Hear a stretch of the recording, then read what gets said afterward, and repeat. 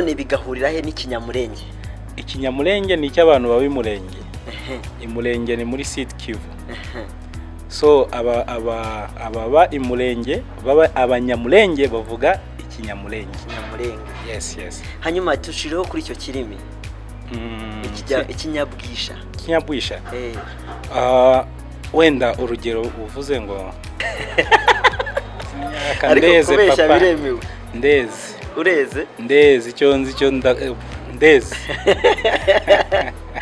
Uzasarurwa ryari bro? Nta gahunda mfite yo gusarura. Bro, akenshi usanga hahandi hari kuri ku mutobe. Umutobe. Bro, usanga nta bufasha buri kuvayo. Nk'ubufasha buri kuva bungana n'ubufasha buri kuva ku muntu wanyoye akantu gasembuye. Batanu ukabashira hanga. Hari hatereka ikese ya fanta cyangwa se ya fruitkana ndabamamarije. Utereka hanga reka tuvuge ginger choice. Okay. Fata ginger choice tereka hanga.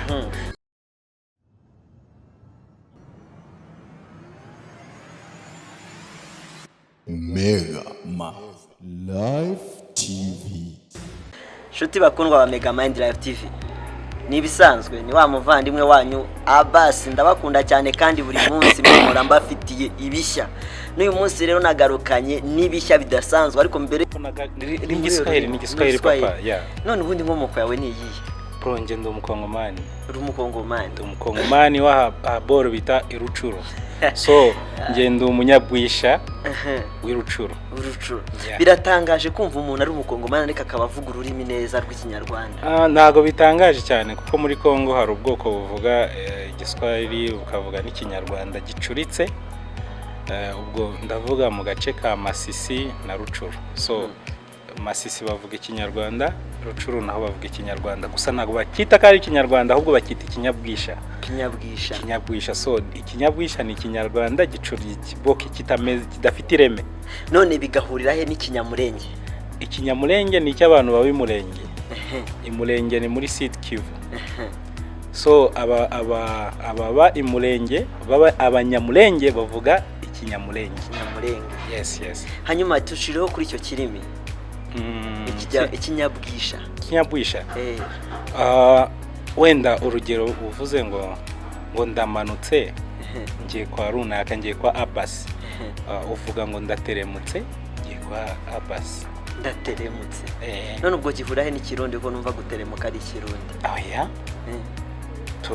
Wenda habarimo amagambo amwe namwe ahuye n'ikirundi ariko ntabwo just ari ikirundi. Ubwo rero tukiganira ise nibaza ubundi rubuye ni muntu inkomoko yawe ni yihe? Inkomoko aho nakomotse kuri papa na mama.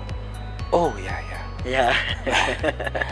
Okay, inkomoko yanjye nkuko nabivuze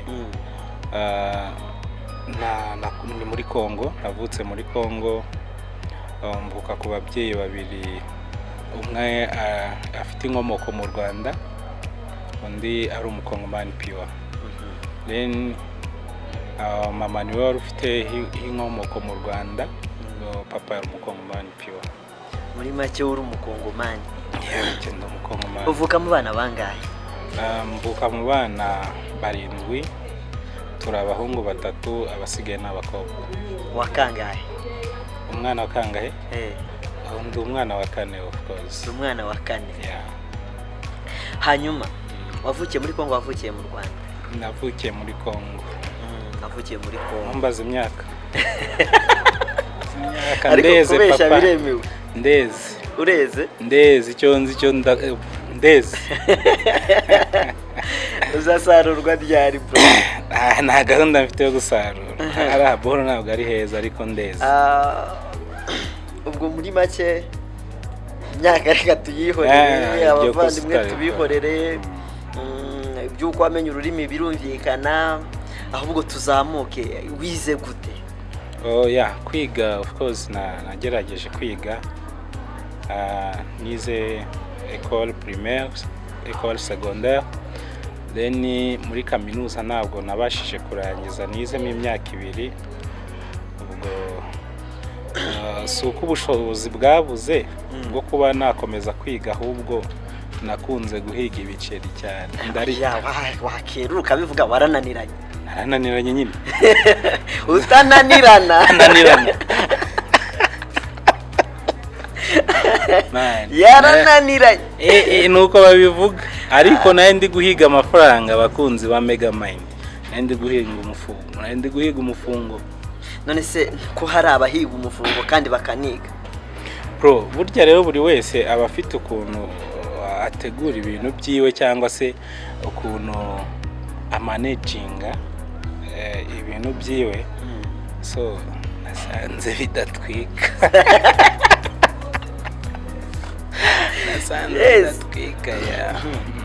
hanyuma reka nk'ikibazo abakunzi ba Megamind Live TV badukurikiye muze kugereranya uyu musore mutubwira imyaka afite njyewe ntangiye gukeka nakeka namwe mbahaye amahirwe yo gukeka muri commentaire mutwandikiremo imyaka afite kandi ubutabwo tuzongera gukora ikiganiro uzaba yarakoze imyaka yawe uzamuhemba nzamuhemba ariko parufa ashobora kuba hari umusaza ushobora kumvamo aho urakera ndayivuga tu okay oya tanga promotion nose ki oya nibajye hasi muri comment bashyiremo imyaka uza kuyifora bana yemerewe akantu gakonje cyangwa se gashyushye bitewe n'icyo abasha alright ariko utanywa inzoga ntacyo twavugana nose kushyizemo intambara mu binyobwa none ubwo utanywa inzoga gutwika gute papa ya nose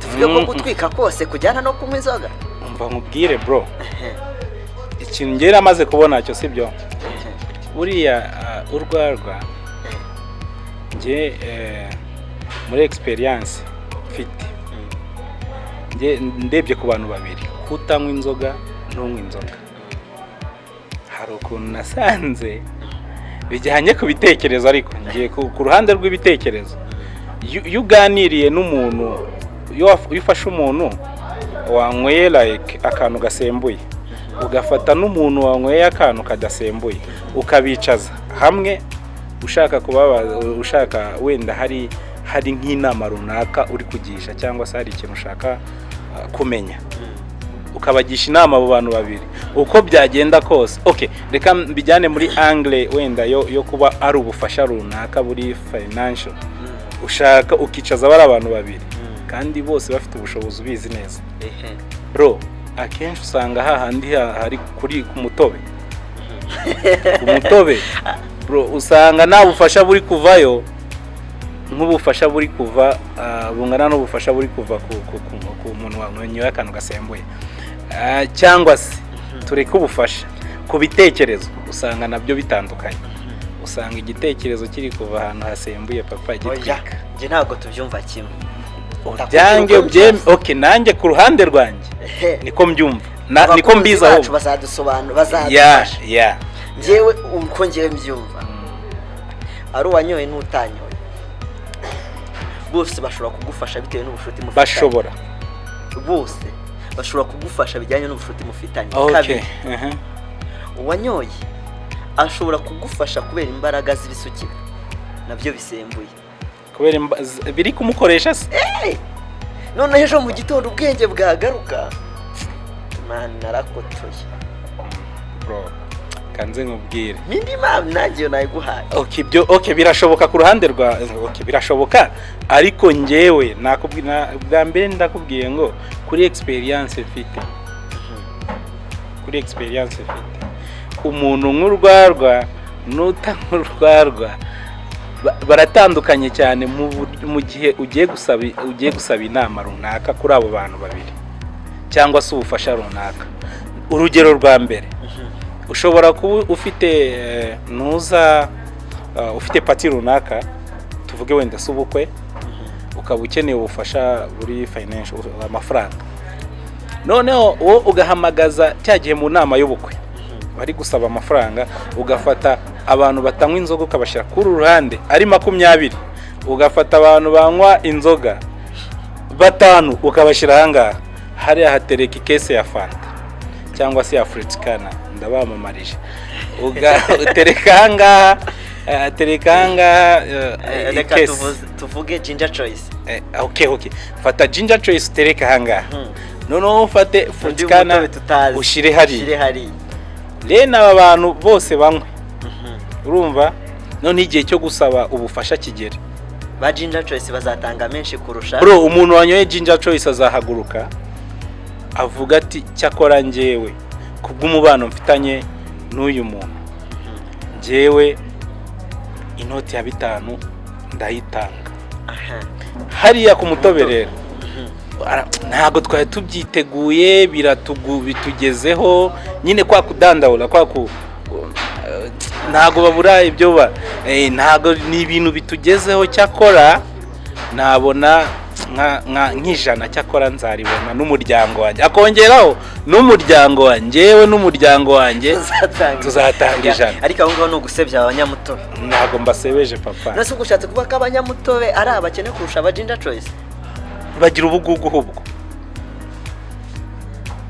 ayo makuru ndaguhaye bro kunywa umutobe baba bafite imibare no nje numva ko baba bafite imibare myinshi cyane kurusha wa muntu akantu gasembuye uzangwe kuri ginger choice sibyo uzafate ginger choice uyinywe bro naho ubwawe bitekerezo bizahita byo noneho ubwawe uzahita wumva ko ugomba no gushinga ikigo cyo gufasha abantu bitewe na kantu wanyoye kari kukuri iyo gashize it's okay bro utekereza ubundi ibindi bijyanye n'ukuntu watekereje nta kibazo birakomeza ibitekerezo ubundi okay ibyo by'imitobe ni iki n'agasembuye reka tuve ko nta ntambara z'ibinyobwa ahubwo tuvuge ngo unywa umutobe na unywe kandi unywa n'agasembuye nawe akomeza akanywa ahubwo mise nibaza nyuma yuko utangiye akazi ni irihe tandukaniro ry'ubuzima bw'ishuri n'ubuzima bwo mu kazi busanzwe of course iyo utangiye akazi uba watangiye ubuzima bwo hanze itandukaniro rirahari rero kuko uba watangiye kubona amafaranga igihe wari uri kwiga wari uri kurahura ubwenge so bitandukanye n'igihe watangiye gukora rero uko byagenda kose itandukaniro rihari ni uko ubuzima bwo ku ishuri buhita butandukana n'ubuzima bwo hanze ko watangiye gukora of course watangiye gufata ku mafaranga ndumva nta byabirenze hanyuma hari ikibazo njyangira aho hantu sinzi niba nawe warakigize cyangwa uri buhita ucyumva ugasanga nawe ujya ukibaza bihurira hehe ngo umuntu abo wa mbere mu ishuri ako ntitwagira mu buzima busanzwe usange niwe wakubiswe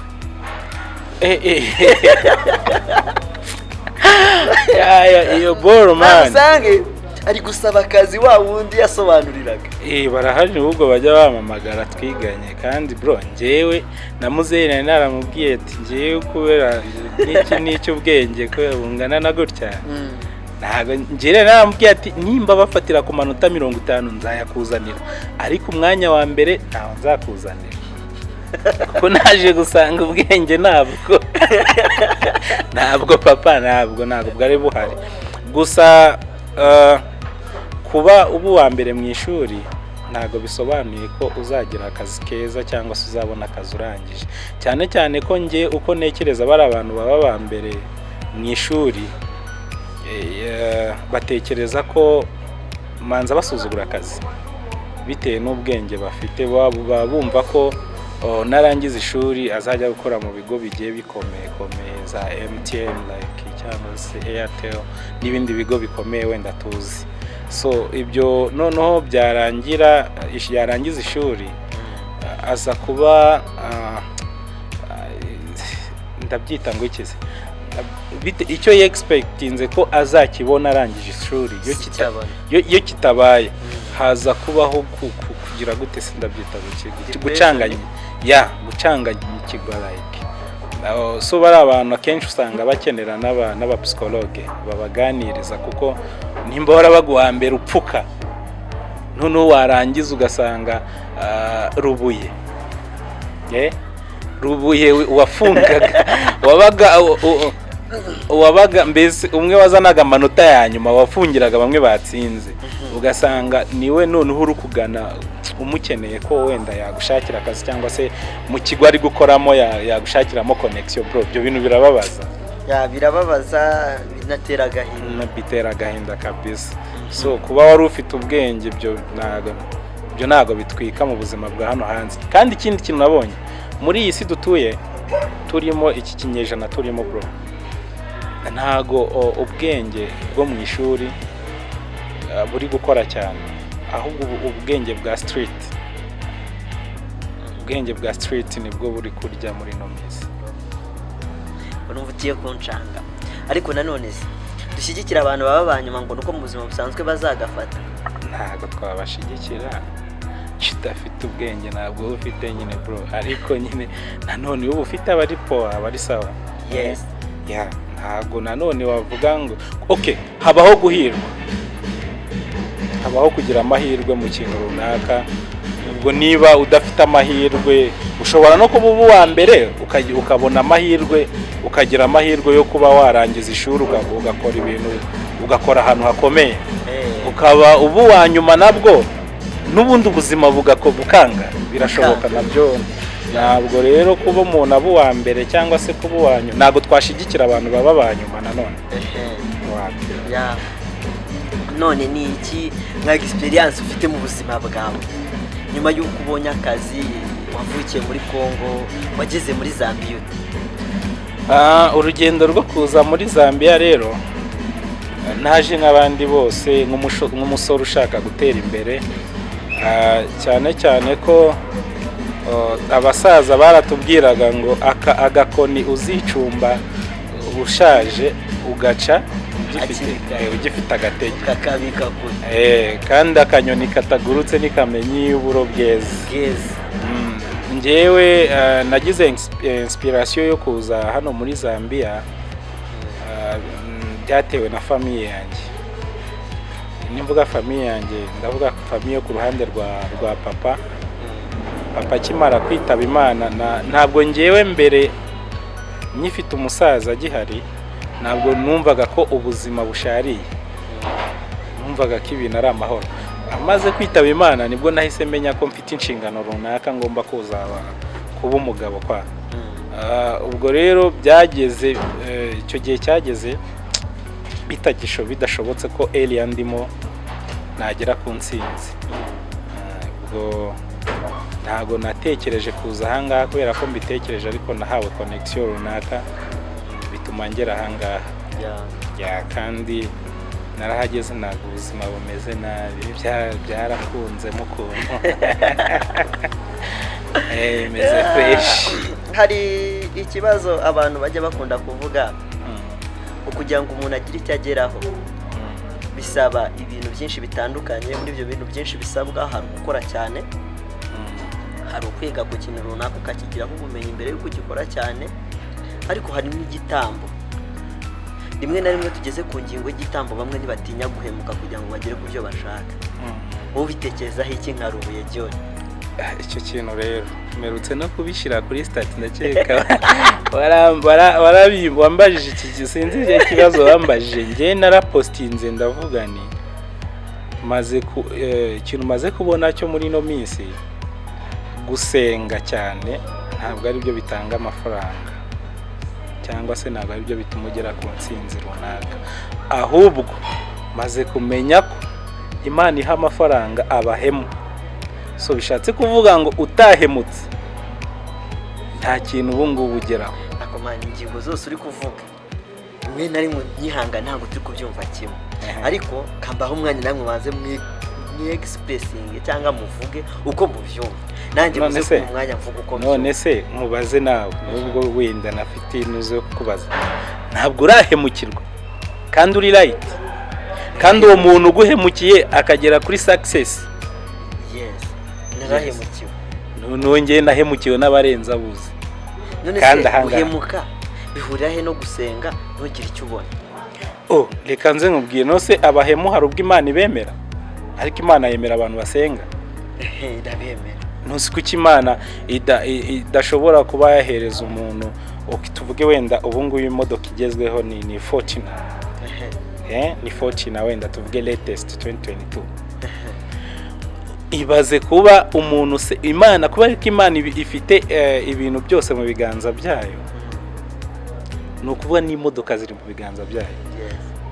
automatically yakagombye gufata ya fortune ikayihereza umuntu ujya gusenga harya bahita ngo iki Chazanga hari haboro bajya gusenga mu misozi iyo ngiyo za 6 miles uriya muntu ufata iminsi 3 atarya bro ari gusenga asaba Imana byibuze ibirayi uriya muntu Imana yakavuyeyo Imana imuhindurira ubuzima ariko hari wa muntu wundi nawe wabyutse aravuga ata rubu yagomba gupfa kugira ngo natekereje kuza ahangaha kubera ko mbitekereje ariko nahawe connection nyaka nagera ahangaha kandi narahageze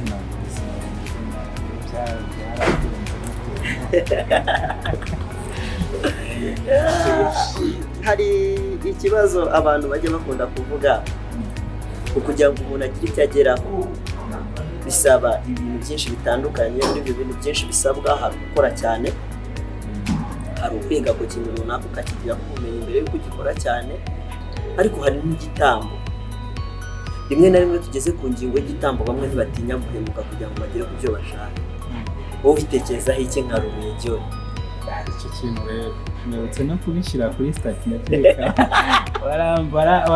wambajije iki sinzi ikibazo wambajije njye narapostinze ndavuga nti ikintu maze kubona cyo muri no minsi gusenga cyane ntabwo ari byo bitanga amafaranga cyangwa se ntabwo ari byo bituma ugera mu ntsinzi ahubwo maze kumenya Imana iha amafaranga abahemu so bishatse kuvuga ngo utahemutse nta kintu ubu ngubu ugeraho akomanya ingingo zose uri kuvuga mbe nari mu gihanga ntabwo turi kubyumva kimwe ariko kambaho umwanya namwe banze mu expressing cyangwa muvuge uko kubyumva nanjye muze ku mwanya mvuga uko byumva none se mubaze nawe nubwo wenda nakuze kubaza ntabwo urahemukirwa kandi uri right kandi uwo muntu uguhemukiye akagera kuri success yes narahemukiwe nongeye nahemukiwe n'abarenza bose none se guhemuka bihurira he no gusenga wogira icyo ubona reka nze nkubwire no se abahemu hari ubwo Imana ibemera ariko Imana yemera abantu basenga ndabemera muzi kuki Imana idashobora kuba yahereza umuntu tuvuge wenda ubu ngubu imodoka igezweho ni fortune wenda tuvuge latest 2020 ibaze kuba umuntu se Imana kuba ariko Imana ifite ibintu byose mu biganza byayo no kubona imodoka ziri mu biganza byayo automatically yakagombye gufata ya fortune ikayihereza umuntu ujya gusenga harya bahita mu Chazanga abakobwa bajya gusenga mu misozi yo 6 miles uriya muntu ufata iminsi 3 atarya ari gusenga asaba Imana byibuze ibirayi uriya muntu Imana yakavuyeyo Imana imuhindurira ubuzima ariko hari wa muntu wundi nawe wabyutse aravuga ata ubu yagomba gupfa kugira ngo ugere ku cyo ngiraho akabyuka akajya ku mupfumu wa bene cyangwa se akajya gukora ikintu runaka kugira ngo bakwandurize cyangwa se ndacyari ku muntu w'umuhemu ku ruhande rw'umuhemu uwo muntu wenda akorana se na rubuye abonye ko rubuye kumwitambika kwiwe nta kintu azageraho mu byo expecting noneho akabyuka akavuga ati ikintu ngiye gukora ngiye guhimba inkuru nyihimbira rubuye wenda nyigeze ku bakoresha abantu ubeshyera ibi ngiye byambayeho bro ibintu ngende kukubwira ngiye mu mpimba inkuru mvuga ni ibi bintu ngiye kubibwira umukoresha wa rubuye ko ngewe wirirwana na rubuye ndavuga uwo muntu bamukorana uwo ni umuhemu ngewe wirirwana na rubuye ABCD ntabwo uyu muntu nta kintu azabageza noneho wenda ugasanga n'abo bakoresha bawe baramwumva kurusha uko kumva noneho uwo muntu ugasanga ageze kubera ko bamwumvishe John ku ruhande ndavuga rubuye wakagera kuri success runaka ariko urumva ya success agezeho nuko yamanje guhemukira so ibyo narabihuje ndabitekereza ndavuga bitekerejeho cyane nsanze nta muntu unama ugera kuri success atahemutse aha nanjye mfite uburyo mbyumva izo ni impamvu zawe utanga ariko reka tuvuge ngo hari abahemuka kugira ngo bagire aho bagera ariko hari n'abadahemuka ntabuze kandi ndi kukubwira mvuga amazina se njyewe bro njye yasha hahira rimwe bro irekure byose birema ariko gato reka ubuhemu twe kubuhuza no gusenga tuvuge ko umuntu ahemuka ku giti cye bro kuko Imana uko nabitandukanyije nimba wanyumvishe neza navuze ni guhemuka nako kugera ku ntsinzi burya manza naho bihuriye no kujya gusenga Imana kuri iyo ntsinzi njye nabyo ahubwo ikigezeho bishoboke ko noneho guhemuka ari byo biza ku mwanya wa mbere kugira ngo ugere ku ntsinzi ahabwa ikintu naramenya neza nuko wenda izo ntsinzi wagezeho bitewe no guhemuka zigira periode ingana gute kugira ngo ukomeze uri success. Hanyuma ahubwo ntekereza yuko ari uwahemutse ari utahemutse byose Imana ibafasha kugera ku ntsinzi. Njye naratangaye niba warakurikiranye Ezira Mpyisi avuga yuko nujya kwiba agenda asenga, noneho bakavuga ngo njyewe ndi Imana nakiza umujura kurusha uwibwa. Kuko uwibwa nuko hari icyo afite, naho uwiba nuko ntacyo afite. Ariko nanone tugaruke tuvuge iki ngiki, Imana mu Mana bwayo ikusha imvura mu babi n'abeza. Ubizi neza ndabiha kwitekereje kuza ahangaha kubera ko mbitekereje ariko nahawe komisiyo runaka magera ahangaha kandi narahageze na buzima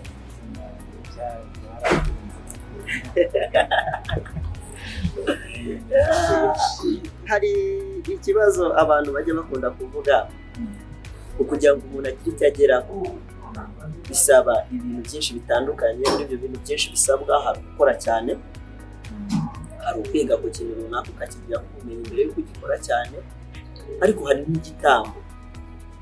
Rimwe na rimwe tugeze ku ngingo y'igitambo bamwe ntibatinya guhinduka kugira ngo bagere ku byo bashaka. Wowe ubitekerezaho iki nka Rubengera? Icyo kintu rero nibutse no kubishyira kuri statistika wambajije iki sinzi ikibazo wambajije. Njye narapostinze ndavuga nti ikintu maze kubona cyo muri ino minsi gusenga cyane ntabwo ari byo bitanga amafaranga cyangwa se ntabwo byo bituma intsinzi, ahubwo maze kumenya Imana iha amafaranga abahemu. So bishatse kuvuga ngo utahemutse nta kintu ubu ngubu ugeraho. Akomanya ingingo zose uri kuvuga we nari mu gihanga ntabwo uzi kubyumva kimwe, ariko kambaho umwanya namwe wanze mu expressing cyangwa muvuge uko kubyumva, nanjye muze ku mwanya mvuga uko byumva. None se mubaze nawe nubwo wenda nakwimizo kubaza ntabwo urahemukirwa kandi uri right, kandi uwo muntu uguhemukiye akagera kuri success. Yes, narahemukiwe. Nongeye nahemukiwe n'abarenza muzi. None se uhemuka bihurira he no gusenga wongera icyo ubona? Reka nze nkubwire, no se abahemu hari ubwo Imana ibemera, ariko Imana yemera abantu basenga. Ndabemera. Muzi ko Imana idashobora kuba yahereza umuntu, tuvuge wenda ubu ngubu imodoka igezweho ni Fortune. Fortune wenda tuvuge latest 2020. Ibaze kuba umuntu Imana kuba ariko Imana ifite ibintu byose mu biganza byayo, ni ukuvuga n'imodoka automatically yakagombye gufata ya Fortune ikayihereza umuntu ujya gusenga harya bahita mu kihaza Zanga abo bajya gusenga mu misozi yo 6 miles. Uriya muntu ufata iminsi 3 ari gusenga asaba Imana byibuze ibiranga, uriya muntu Imana yakavuyeyo Imana imukindira ubuzima. Ariko hari wa muntu wundi nawe wabyutse aravuga ati ubu yagomba gupfa kugira ngo ugere ku cyo ngira. akabyuka akajya ku mupfumu wabemera cyangwa se akajya gukora ikintu runaka kugira ngo bakwangize cyangwa se ndacyari ku muntu w'umuhemu ku ruhande rw'umuhemu uwo muntu wenda akorana se na rubuye abonye ko rubuye kumwitambika kwiwe nta kintu azageraho mu byo expectinze noneho akabyuka akavuga ati ikintu ngiye gukora ngiye guhimba inkuru nyihimbira rubuye wenda nyigeze ku bakoresha abantu ubeshyera ibintu ngiye byambayeho bro ibintu ngende kukubwira ngiye mu mimbi inkuru mvuga ni ibi bintu ndagiye ngiye kubibwira umukoresha wa rubuye ko ngewe wirirwana na rubuye ndavuga uwo muntu bamukorana uwo ni umuhemu ngewe wirirwana na rubuye ABCD ntabwo uyu muntu nta kintu azabageza noneho wenda ugasanga n'abo bakoresha bawe baramwumva kurusha uko kumva noneho uwo muntu ugasanga ageze kubera ko bamwumvishe John ku ruhande ndavuga rubuye wakagera kuri success runaka ariko urumva ya success agezeho nuko yamanje guhemukira so ibyo narabihuje ndabitekereza ndavuga bitekerejeho cyane nsanze nta muntu ugera kuri success atahemutse aha nanjye mfite uburyo mbyumva izo ni impamvu zawe utanga ariko reka tuvuge ngo hari abahemuka kugira ngo bagire aho bagera ariko hari n'abadahemuka kandi ndi kukubwira mvuga amazina se njyewe bro njye yasha hahira rimwe bro irekure byose birema ariko gato reka ubuhemu twe kubuhuza no gusenga tuvuge ko umuntu ahemuka ku giti cye bro kuko Imana uko nabitandukanyije nimba wanyumvishe neza navuze ni guhemuka nako kugera ku ntsinzi burya banza naho bihuriye no kujya gusenga Imana kuri iyo ntsinzi njye nabyo ahubwo ikigezeho bishoboke ko noneho guhemuka ari byo biza ku mwanya wa mbere kugira ngo ugere ku ntsinzi ahabwa ikintu naramenya neza nuko wenda izo ntsinzi wagezeho bitewe no guhemuka zigira periode ingana gute kugira ngo ukomeze uri success hanyuma ahubwo ntekereza yuko ari uwahemutse ari utahemutse byose Imana ibafasha kugera ku ntsinzi njye naratangaye niba warakurikiranye Ezira Mpyisi avuga yuko nujya kwiba agenda asenga noneho bakavuga ngo njyewe ndi Imana nakiza umujura kurusha uwibwa kuko uwibwa nuko hari icyo afite naho uwiba nuko ntacyo afite ariko nanone tugaruke tuvuga iki ngiki Imana mu Mana bwayo ikurusha imvura mu babi n'abeza ubizi neza ndabiha ubihamya gute Mana ndaguha urugero ari uwishe afite poromosiyo yo guhumeka kandi n'uri 6 months uri gusenga afite poromosiyo yo guhumeka ubwo se itagushije imvura mu babi n'abeza ibyo washatse kuvuga kubera ko ibyo bigoro byinshi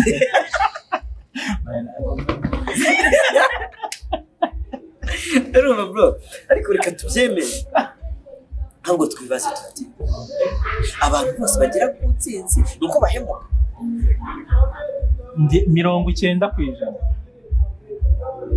10% ntabwo babaye ariko 90% babaye none reka tugendere kuri iryo 10 risigaye tuvuge tuti bose bagera ku ntsinzi nibabaye biriya sivuga se ko urusengero rwa mbere ari umutima w'umuntu si ngombwa ko nabyuka ngo ku cyumweru ngo njye ahantu runaka ngo nsengera urusengero rwanjye nteranira umutima umutima ariko Bibiliya si kibi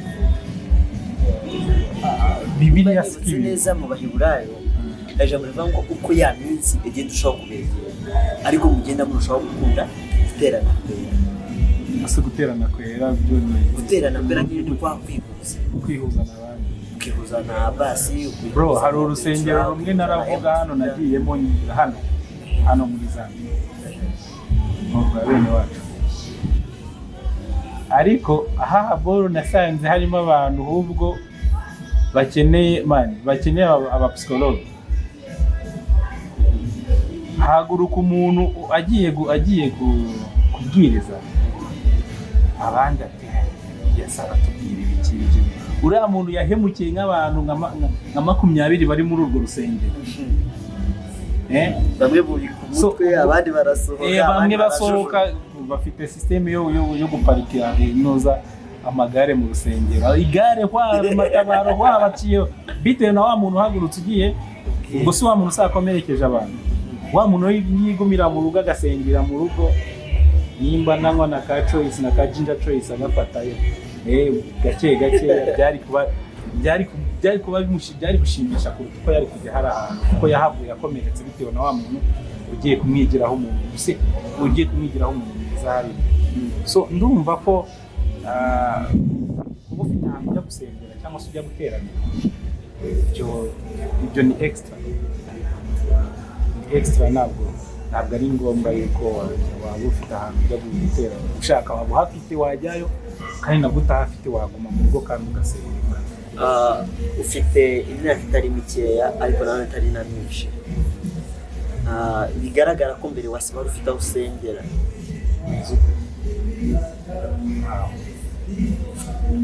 Kandi hejuru gato muvyibuke bakoze yatubwiye ko se yari pastor. Simba ari pastor ngiye yacibagamo ikiziriko cyo kunyara mu rusengero bw'asengera. Ntabwo wigeze usenga wenda muri buzima bwawe bwose. Ngiye ndasenga mana. Ntubatije se? Ntabwo nigeze ndeka gusenga.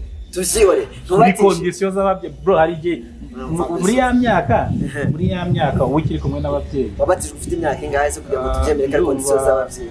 Ndumva nayo mfite imyaka 13. Okay. Ubwo wagiye mu kiziriko nyine arabatiza. Noneho ngiye nta nubwo nzi n'ibyo babaza bagiye kubatiza. Simbibuka bro, sinzi ibyo biboro ntabwo mbizi ngewe. Man. Komese nikanga.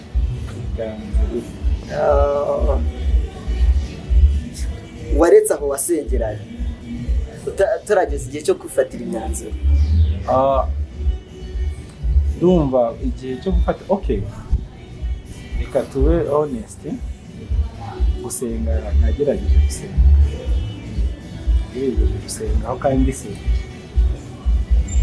hanyuma wenda utarabyinjiramo nyirizina ko warasenze ni byiza, ahubwo turashaka byibuza nk'impamvu nk'eshatu ushingira uvuga ko uyu munsi wa none guterana n'abandi bantu atari ngombwa kurusha uko waterana wenyine.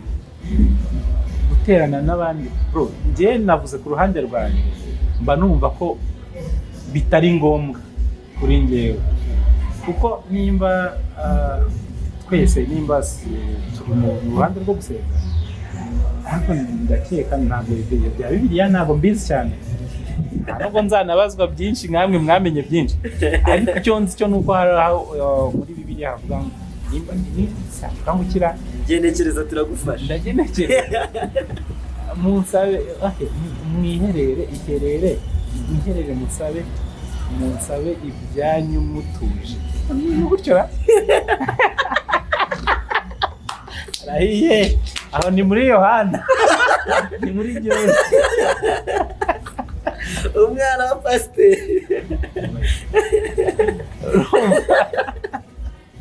So njye bro, njyewe ndasenga mani, njye ndiherera mu nzu iwanjye napfukama ibyubahiro hasi kabisa, abwira Imana ibyanjye bucece.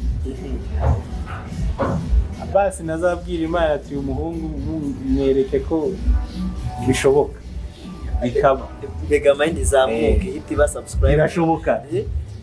Mani njye Imana iranyumva ko hari abanega ibikwasi ngo mbyicarire, ariko sityo tugahura sinjya nanuka wera mezuku akavumo napeshe hariya nta kibazo, noneho wowe ukaguma hanze ugahera gutya, reka kiriya gipeti kigiye kuraburiza ariko still bro umucyo ugakomeza ari umucyo njye ndasenga mani ndete zawe ugakomeza washyizemo umusatsi inyogosho ariko guhita ngo kibro bahita pink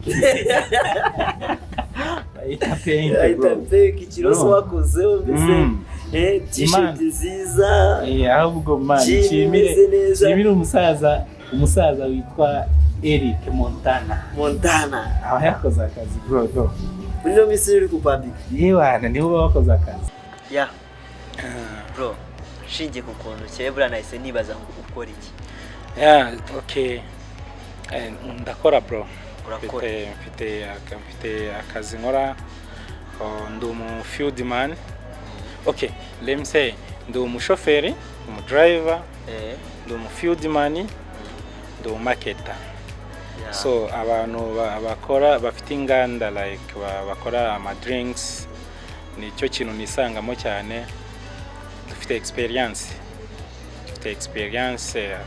niko kazi dukora kabisa wari we wese twahura tukicara tukaganira kandi nakugorana tugakora tugatera imbere bivuze ngo na Mega Mind Live TV mu gitondo isohoye drink bro yo direct kabisa hejuru cyane yagenda nta birenze hamwe na John Rubuye hamwe na Rubuye Arastoni n'abantu bose abantu bafite amadrink mudufashe mugere kuri Rubuye John abafasha amadrink yanyagurwe niba drink yawe idakunzwe hari wagufasha gatuma ikundwa ni John Rubuye umwe rukumbi kandi niba hari drink ushaka kubona warayibuze hamagara John Rubuye araguhuza na bene madrink bose bayakora bro tuba turi kumwe 5 kuri 5 bakunzi ba Mega Mind Live TV aho muherereye mu mande zitandukanye zose z'isi dusoje tugira tuti Imana ibarinde ibahaze byiza ciao bye naho ubutaha